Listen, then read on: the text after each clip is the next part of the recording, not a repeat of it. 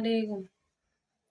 मैं ये कह रही थी अपने घर वालों से कि अरमान के घर वालों को परेशान ना करें, क्योंकि मैं अपनी मर्जी से आई हूँ। मुझ पे किसी की कोई जबरदस्ती नहीं है। जब वो इतना मारा करे था, गाली दिया करे था, सब काम करा था, जब कहीं चले गए थे क्या घर वाले सबने मेरा साथ छोड़ दिया था। और मानू ने रिकॉर्डिंग भेज दी थी कि हमें इससे कोई मतलब नहीं है, मरे जिए हमारा मरना जीना खत्म है। उस जब से ज्यादा परेशान कर रखा था। और वो झूठ बोलता है कि मैं सामान ले गई या पैसे ले गई। इसके पास पैसे 20 लाख रुपए होते हैं, 10 लाख रुपए होते हैं, तो वो सऊदी में ही थोड़ी ना रहता। और रही बच्चों की बात, अगर बच्चे ज्यादा परेशान कर रहे हो और लड़का ज्यादा परेशान कर रहा हो तो मेरे पास भेज सकते हैं छोटे वाले को, अमन को। बस अरमान के घर वालों को, उनके पापा को कोई परेशान ना करे। मैं अपनी मर्जी से आई हूँ, मुझ पे किसी की कोई जबरदस्ती नहीं है। न मैं किसी का पैसा ले गई, न मैं किसी की चीज ले गई। जिसकी चीज है सारी सुनारों पर रख रखी, कुछ घर रखी होंगी, मैं मुझे मालूम नहीं है, ना मैं लेके आई हूँ। पैसे और कितने लगे?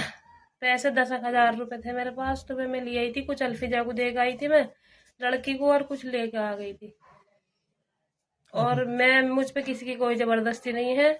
मेरा साथ किसी ने भी नहीं दिया। ना अम्मी मुझसे बात करती थी काफी दिनों से, ना भैया करते थे, कोई भी नहीं करता था। इसलिए मैंने मजबूरी में एक कदम उठाया और रिकॉर्डिंग भेज के मुझे परेशान और कराया था उसने बहुत ज्यादा, मानू ने।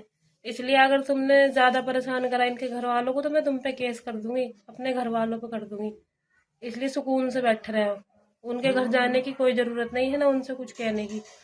और नदीम ज्यादा उछल लिया ना, तो वो ना उछले। उसकी ना तो पता चल जाएगा उसे जमीन वमीन बेचने का कि क्या हुआ। फिर अगर मैंने एक भी केस डाल देना तो संभला ना जानेगा उससे। समझा दियो उसे, ठीक है। जबरदस्ती तो थोड़ी ले गए होंगे। नहीं, मुझे कोई जबरदस्ती नहीं है। ना तुम मुझे लेने गए थे, मैं खुद ही आई थी। तुम्हें हमारा पीछा करना बेकार है। तुम अपना पैसा भी लगाओगे, टाइम भी खराब करोगे। तो इससे बेहतर ये है कि तुम सुकून से जिंदगी काटो और मुझे भी काटने दो।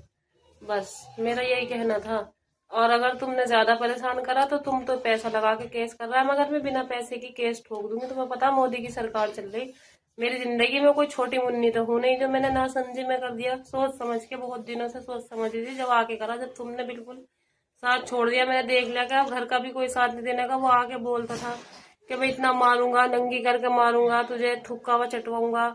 ये उल्टी सीधी बातें मुझसे बर्दाश्त नहीं होती थी, तो इसलिए मैं आ गई। बेकार है तुम्हें पीछा करना, और फिर तुम पे बहुत भारी पड़ जाएगा। बस इससे सुकून से तुम जियो और जीने दो। मेरी मर्जी, मेरी जिंदगी, मैं कुछ भी करूं।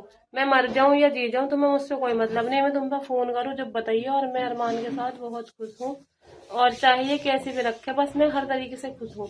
सुकून है जिंदगी में, इज्जत है। वहां की तरह नहीं कि तुम्हारे घर गई तो तुम्हारा जो मन करा तुमने कह दिया।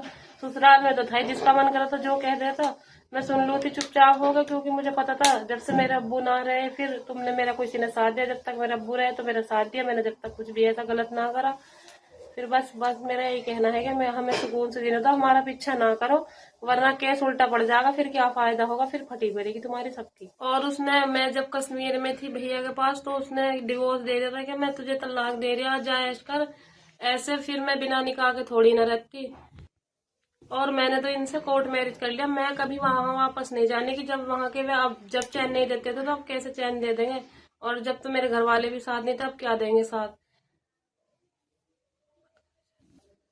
और जब से मेरी शादी हुई थी, जब से वो परेशान करे करा था, नु क्या करता तू बदमाश है की रंडी है, ये सारा दिन बात करता था खुद ही फोन पे जब सऊदी से लगाया था।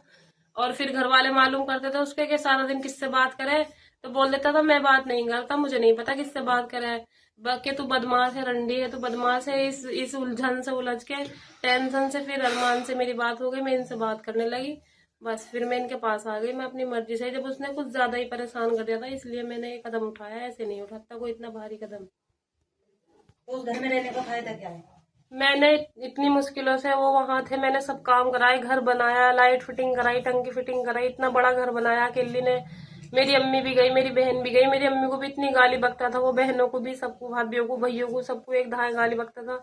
मैं फिर भी सुनती थी। ऐसे ही नहीं था अपने बच्चों का साथ छोड़ना। ऐसी बात नहीं है कि मुझे मेरे बच्चों की याद नहीं आती, मगर उसने मुझे परेशान भी ज्यादा ही कर दिया था। और उस घर को मैं अपना घर भी नहीं बता सकती कि ये घर मेरा है। बोलता है कि तेरा क्यों, तो अपने बाप के घर से लाई थी क्या।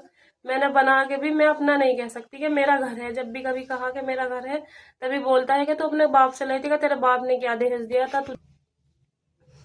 इसलिए बस अरमान के घर वालों को कोई ना परेशान करे। अगर ज्यादा परेशान करेंगे तो मैं केस लगा दूंगी। फिर ये और पीछा छुटाते। इसलिए आराम से, जब थोड़ी ना मर गए थे कहीं, मानो कहीं चला गया था या घर वाले कहीं चले गए थे, मुझे किसी से कोई मतलब नहीं है। तुम क्या मुझसे मरना जीना खत्म कर रहे थे? मैं तुमसे सबसे मरना जीना खत्म करके आ गई। बस तुम अपनी जिंदगी में खुश रहो, मैं अपनी जिंदगी में खुश हूँ। अगर अमन ज्यादा परेशान कर रहे हो तो मैं उसे लेने के लिए अब भी तैयार हूँ। मैं अपने पास रख लूंगी उसे, और उसे मुझे कोई मतलब नहीं।